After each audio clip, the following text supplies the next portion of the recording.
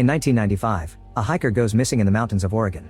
Soon rumors spread among the locals, who start saying that the man has been infected with an animal-borne virus called Hill's fever. However, the indigenous people call it face of the wolf. One day Grady and his son Blake go hunting in the forest. Blake keeps getting distracted by things like the mushrooms and the birds, so Grady scolds him and reminds him paying attention is important to survive. At that moment Blake notices something nearby and Grady confirms it's a deer. As he turns around Grady gets ready to shoot it, but the deer runs away. When Grady turns again, he can't find his son. Meanwhile Blake has found a good spot to wait for the deer, but instead he sees a mysterious creature that just disappears after a few seconds. When Blake tries finding it again, he hears some growling. Terrified, Blake begins walking backward as he hears the growling getting louder. Suddenly Blake is startled by a figure, but it's Grady scolding him for not following orders. More rustling can be heard among the trees and Grady senses danger, so he and Blake rush to hide in the hunting blind. Grady gets his gun ready to shoot because a mysterious creature is climbing up the ladder to reach them. It tries to break down the door and fails, so it moves around the blind to try to get them from the back. At that moment an animal appears nearby, so the creature jumps down to attack it. When Grady takes a peek, he discovers a mauled deer on the ground. He also notices the creature nearby and tries shooting it, but it immediately runs away and its howling can be heard in the forest. Blake asks what that was and Grady calls it a bear. That night Grady calls his friend Dan to tell him he saw the wolf. It's revealed he's been taking notes and has been researching this mysterious beast for a while. Dan doesn't see the point of chasing after it, but Grady insists it's to protect their kids. Blake overhears this while looking at his dad's tattoo. 30 years later, Blake has married Charlotte and they have a daughter called Ginger. One evening Blake receives an important letter that includes some keys. It turns out his father has officially been declared dead by the state of Oregon after being missing for years. Blake had expected this to happen sooner or later, but he's still in shock.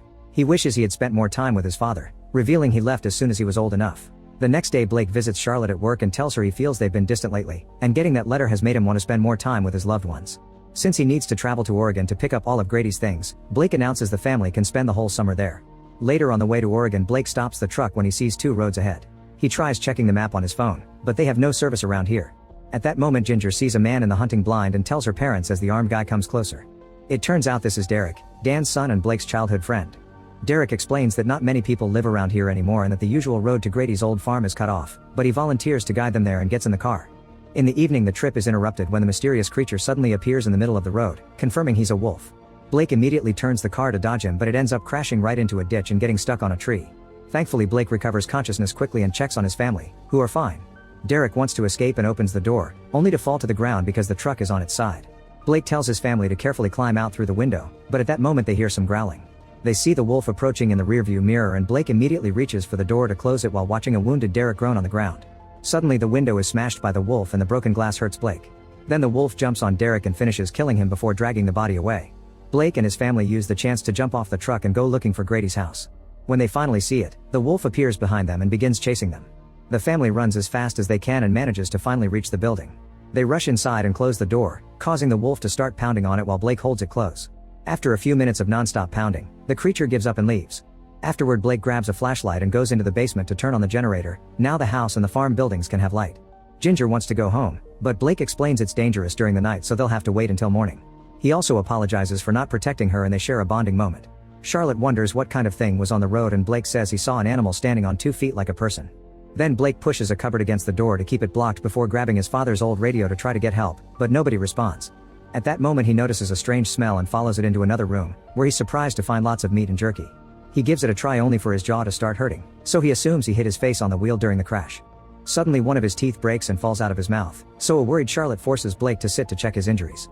There's a deep cut on his arm and she proceeds to clean it while Blake theorizes he must have been injured by the broken window. However, Charlotte says it doesn't look like a glass cut. She bandages the arm before going to the radio to keep trying. Sometime later Blake begins nailing some wood on the floor in front of the cupboard at the door for extra safety, but his hands are trembling and he can't hold the hammer very well, so he ends up hitting his fingers. Sweating like crazy, he goes to the kitchen to get some water and hears thumping in the distance.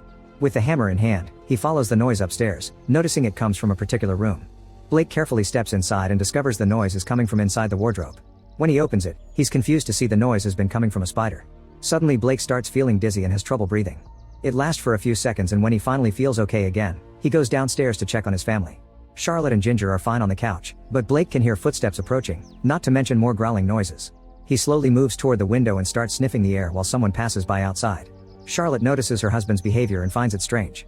When Blake moves to the door, the wolf reaches in through the pet door and grabs him by the leg to try to drag him out. However, Charlotte grabs the hammer and hits the wolf's arm to force him to let go.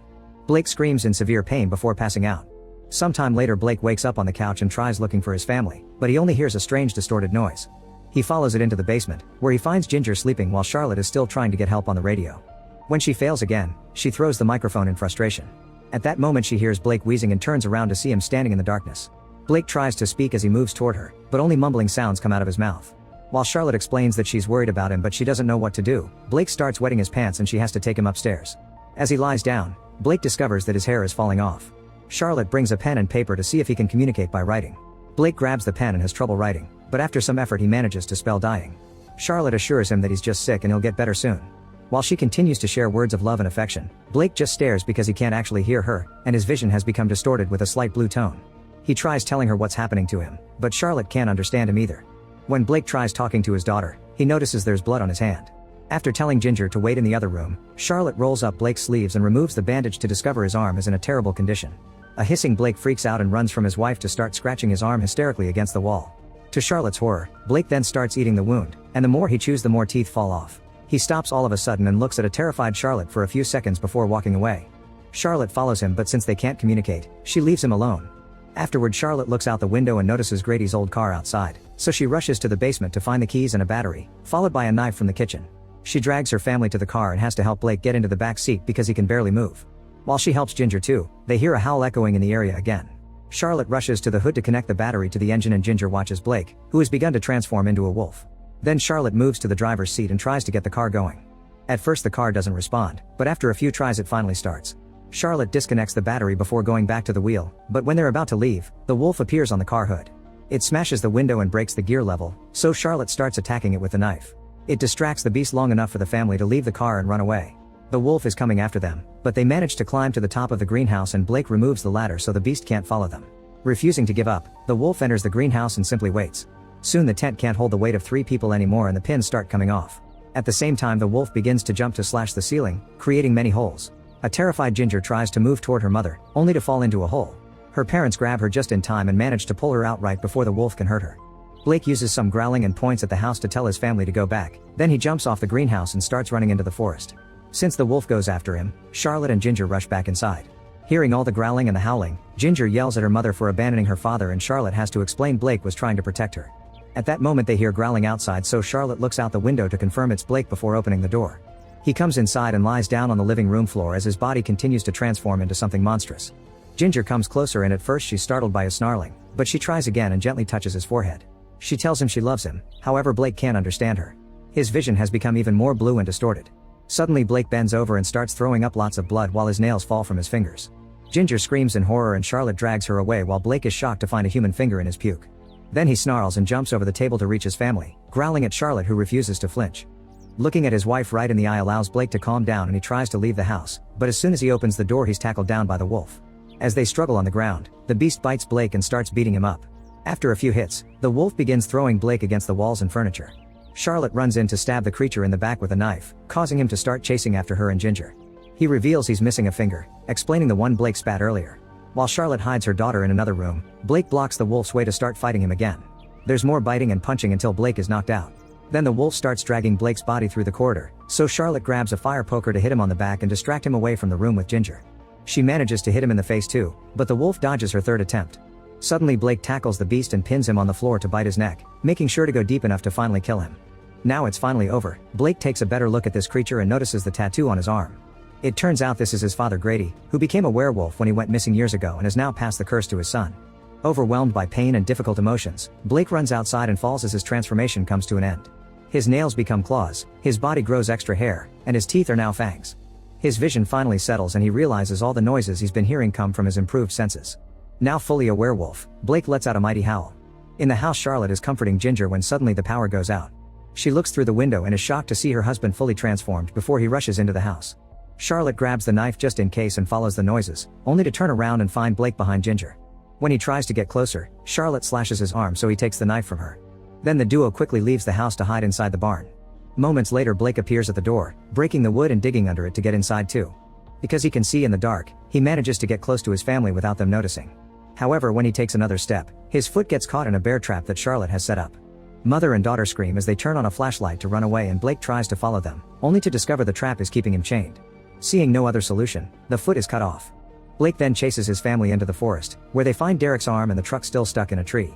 Charlotte grabs Derek's gun before she and Ginger run again to hide in the hunting blind.